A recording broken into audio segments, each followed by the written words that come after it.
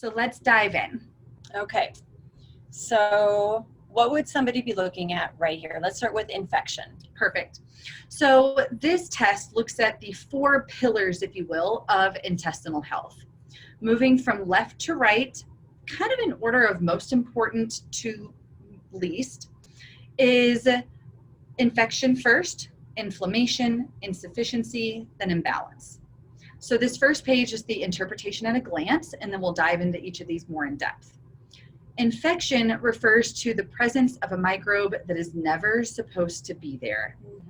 In this example, we see a parasite, a protozoan parasite called Blastocystis hominis, a very common parasite. So we'll talk about that in just a minute. The next pillar we have is inflammation. Inflammation, to define it, is simply the immune system's response to injury. So here, if we see inflammation active in the gut, it means that there's some kind of injury that the immune system is responding to.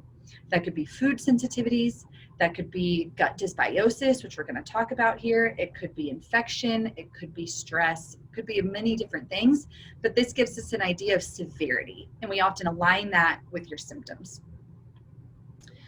Third section is insufficiency, and here we're looking at digestion and absorption. So how are you digesting and absorbing protein, fats, protein and fats largely, and we can get an idea of carbohydrates also.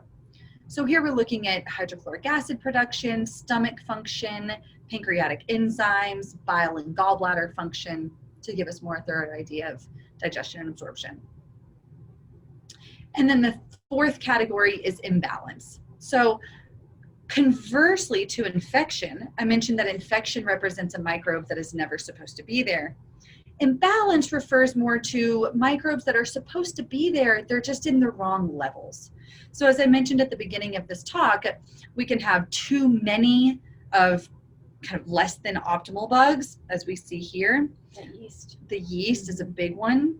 We can have too little of the good guys, or some variation in thereof. And we collectively refer to this as dysbiosis.